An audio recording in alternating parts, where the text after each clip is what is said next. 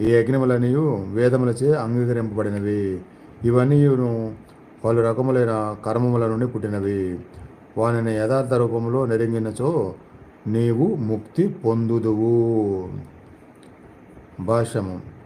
పైన చర్చింపబడినట్లు పలు రకములైన కర్తలకు అనుగుణముగా వివిధములైన యజ్ఞములు వేదములలో పేర్కొనబడినవి.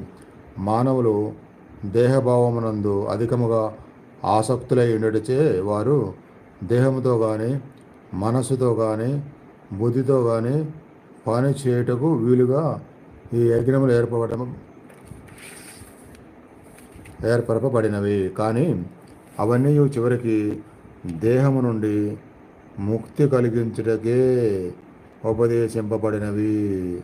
ఈ విషయము భగవంతుని ద్వారా ఇచ్చట స్థిరీకరించబడినది.